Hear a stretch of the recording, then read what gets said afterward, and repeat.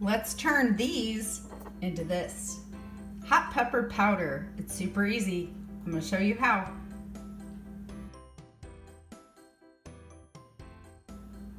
You can dehydrate any peppers, but today I'm using my jalapenos and I'm also using my habaneros. I also do ghost peppers sometimes, but any peppers will work. Get fresh peppers and you want to wash them.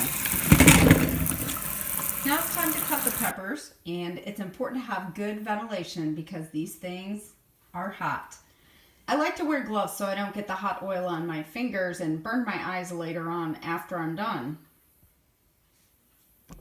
I have my dehydrator trays ready to go so that I can put those peppers directly on there.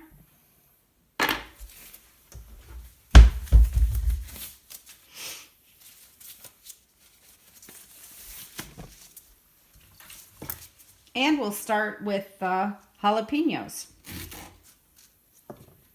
I'm just going to cut them in little rings. Keep them about the same size so that they'll dry in the same time.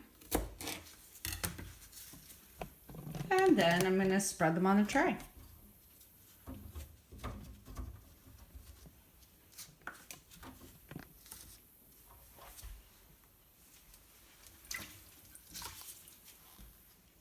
I'll do the same with the habaneros.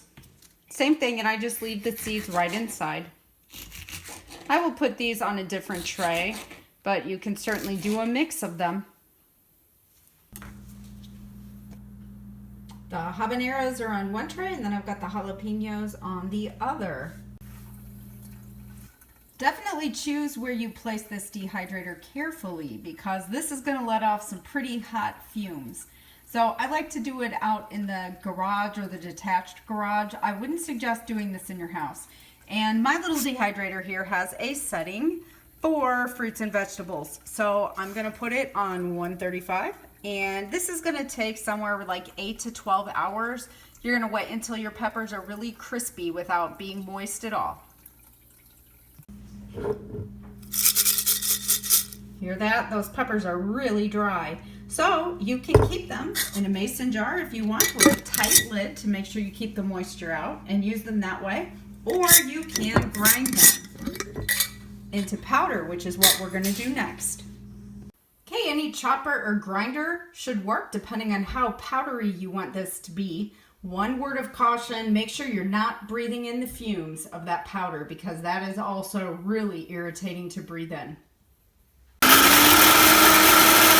If you want it to be ground really fine, you can use a coffee grinder. And this one I use the coffee grinder, so it actually ground the seeds up too.